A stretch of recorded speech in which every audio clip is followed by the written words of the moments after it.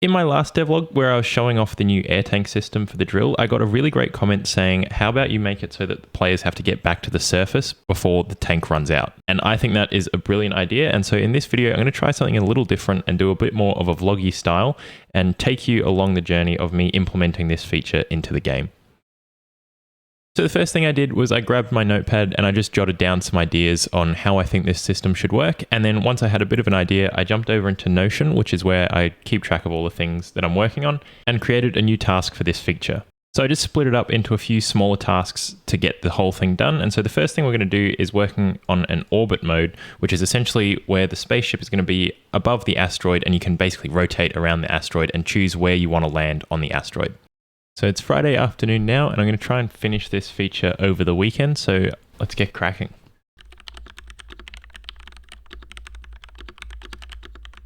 The first thing I've done is I've made it so that after the drill setup screen, we now get the...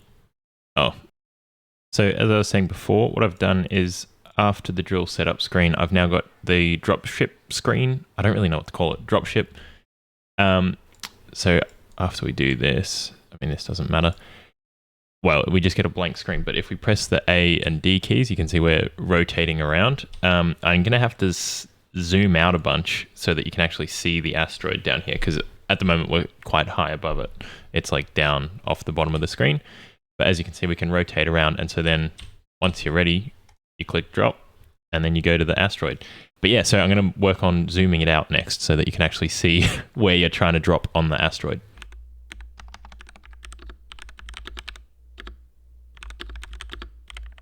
So I've managed to get something going here. It's still a bit janky, needs a bit of work, but basically you can see the asteroid here, and this little red dot is representing, where the spaceship will be. So you'll be able to rotate around the asteroid and then choose where you want to come down onto the asteroid from, and you do that by clicking that drop button. I moved it over to the left because it was covering up important stuff that you could look at in the asteroid. I'm going to have to see how this scales with bigger asteroids because I might have to do something else there. And as you can also see, this air pocket clearly isn't in the right spot. So the way I'm doing the scaling isn't working properly for everything because those air bubbles should, I think, be inside that little hole there. But as you can see, making some progress on it. So I'll fix up these little things and I'll report back in.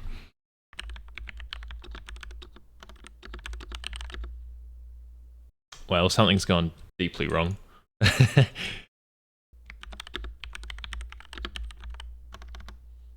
Just a quick update for you. It's still not working, but I think animating the zoom like this has kind of put me on the right track. So I think give me a few more seconds and I think we should be sorted for the scaling. Easy. Look at that. So it looks like everything's scaling properly when I zoom in and out. And I think I should still be able to, I can still rotate even when it's zooming in and out like this, and everything seems like it's staying in the right spot. So, getting a bit of vertigo getting it zooming in and out like this, but I will put that back to normal, and then we can move on with making it so that wherever you, I gotta get out of here. At the moment, wherever you end up on the dropship doesn't actually have any influence on where you land on the asteroid here, but that's what I will work on next. So we can tick the first thing off the list. Before I move on to the whole choosing where to land thing, I'm just going to knock out a really quick mock-up of a ship sprite to make that sort of section complete, and then I can tick this whole thing off, and that'll have been a good Friday Arvo's work. Oh, and if you're wondering how I'm able to work on this on a Friday, I do actually have a job, but I do a 9-day fortnight. So on the Fridays that I do have off, I try and do as much game dev as possible usually. Or go camping, either one.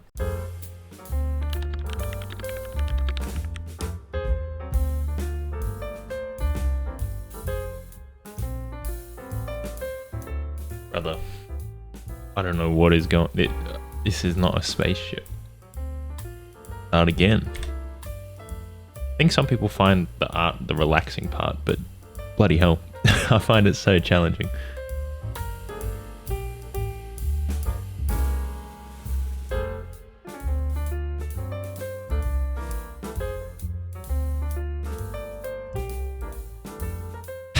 That'll do. That'll do. All right. All right, she ain't pretty, but it's better than a red dot, and it lets me tick off the things on the to-do list, so that's good. I think it's about 4:30 on the Friday Arvo, so I think I'm going to call it there for today, and I'm going to go for a rock climb with a mate, and yeah, I'll check back in tomorrow morning. So it's now Saturday morning, and as you can see, yesterday we got it all working, so the dropship is now flying over the asteroid, and everything's scaling properly.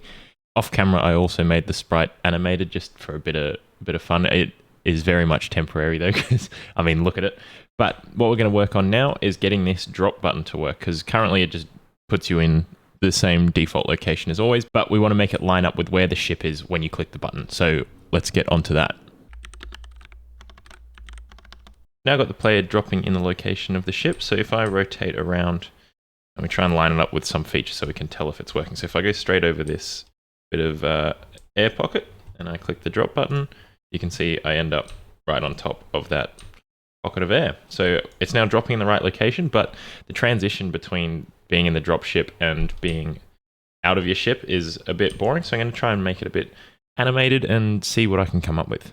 So now what I've got is when you click the drop button, this is just very placeholder just so I know what's going on. A little beam shoots down from the ship, and then when it hits the terrain, we fly out. Obviously that's not quite what it's going to look like, but so I'm going to make a little beam that shoots down, probably a bit faster than that, and then the player will appear where the beam ends, not where the ship is. And then I think I'm also going to make it so the camera zooms in, because the asteroid is zoomed in more when we're playing versus when we're on the ship. So I think I'm going to try and, make that happen nicely as the animation's playing as well. So yeah, let's give that a shot.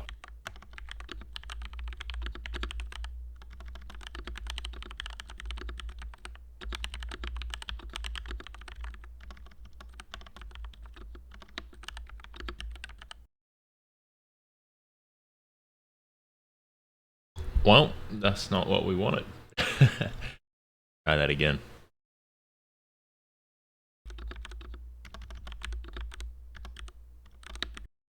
Now, when we drop, we get the beam and the player. The camera is a bit janky. Going to smooth it out a bit, but I think for the moment it's enough to let us move on. So what we need now is a little flag or indicator that this is where the ship dropped. So then you can return to it when you're about to run out of oxygen, so you can get back to your ship. So I'm going to work on that next and get in a little flag or indicator that that's where you need to get back to.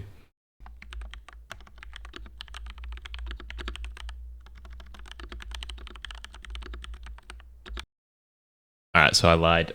I did actually try and fix up the beam thing. So what I did is on the camera, I made it so that it can lerp now between zooms. So you can set a target zoom and also a target position, and it'll smoothly lerp to that new position and zoom level.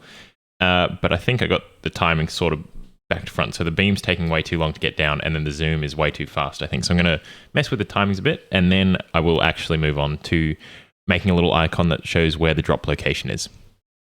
So as you can see, I've added some particle effects for the ship, and also when you drop, it now animates properly. And as you can see, I've also got this icon here that shows where you've landed on the asteroid, and this is where you've got to return to in order to get back to your ship, and you've got to get there before your oxygen runs out. I haven't implemented that bit though, so that will be next, but I think I'll probably have to do that tomorrow, because we've actually got a wedding to go to, which is a bit unusual. But yeah, so I'll catch you tomorrow when we'll work on making you have to get back here before your oxygen runs out.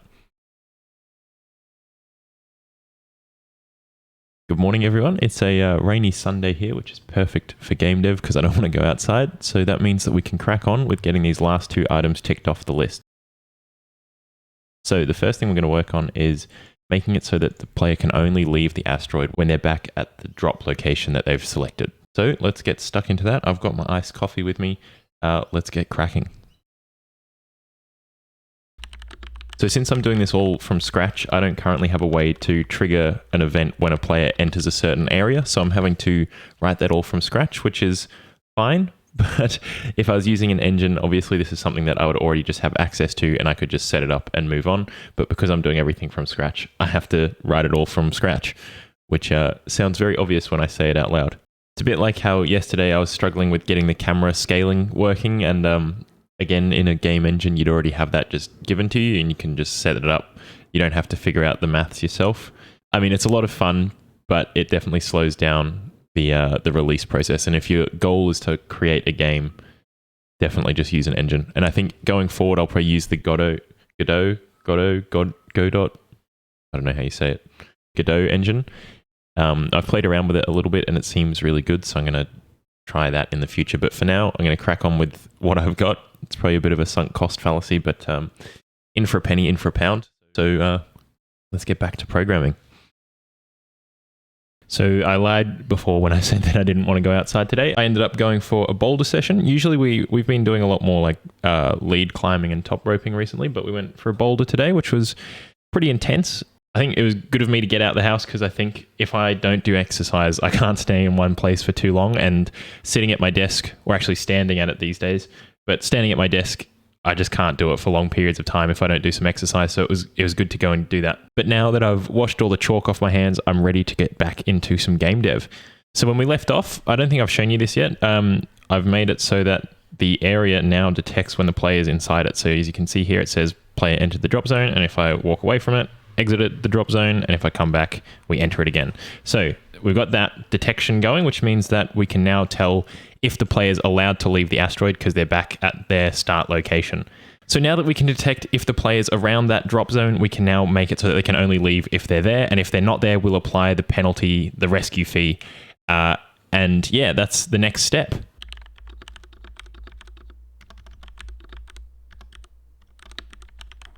So there we go. If we're outside the drop zone, there's a big cross over the sign and it says return to drop zone to leave asteroid. And then once you get in range, that button becomes enabled again and it just says leave asteroid. So now you can disappear from the asteroid. I didn't mine anything, so I got absolutely roasted.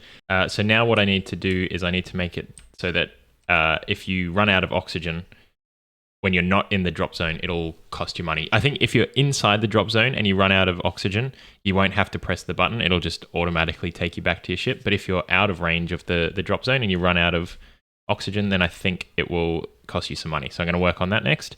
I also need to balance this a lot better because currently you can just get straight to the core even with nothing good on your drill, which shouldn't be the case. I think you should have to be hanging around the surface for a lot longer until your drill gets stronger. But yeah, currently if you run out of oxygen, it still just takes you out and there's no penalty for not getting back to the drop zone. So I'm going to work on that next and I'll catch up in a little bit. So I think we've finished this feature now. I think we've done the last little bit of the puzzle. As you can see, we've got the drop ship thing here. And if you press the A and D keys, you can rotate around the asteroid and choose where you want to land on it. And then when you found somewhere you want to land, you just press the drop button and it shoots you down onto the world. And it shows this little drop zone thing here. If you step away from the drop zone, you're no longer able to leave the asteroid, and you can only leave it if you come and click this button here while you're in the range of the drop zone. And if, like the Dwarves of Moria, you found yourself delving too deep and you can't get back to your drop ship in time, then what will happen is you get this rescue fee subtracted from your total here. As you can see, I got completely obliterated by this, but I promise I wasn't trying. But yeah, there's now a rescue fee that gets incurred if you're not in range of the drop zone. If you are in range when you run out of oxygen, you can see that the rescue fee is 0 because we haven't been rescued. You can see here it's putting a negative in front though, so I might have to fix that up. But other than that, I think that's the feature complete. And we can chuck it over into the complete column, and that's the end of that task. So we can move on to something else. If you think Star Mining Co looks like fun at all, then you can head to the description where there's a link to the Steam page and you can wishlist it. You can also join the playtest there, so you can play a really early version of the game. Hopefully by the time this devlog is up, I'll have put this version of it up on the playtest, and so you can give me feedback on it. And if you want to do that, the best place to do it is on my Discord, which will also be linked in the description. So this video has definitely been a bit different from my usual devlog. Let me know in the comments if it's something you'd like to see more of. I hope it's given you a bit of an insight into how I go about my game dev thing that I got going on here. Obviously, for me, this is just a hobby, and so it has to fit around the other hobbies in my life. And obviously, I've got to fit it around my job as well, which is kind of annoying, but it is what it is. Got to put food on the table. Hopefully one day this hobby can take over from that. But until then, I've just got to fit it around on the sidelines. So yeah, thank you so much for watching, and I hope to see you again soon.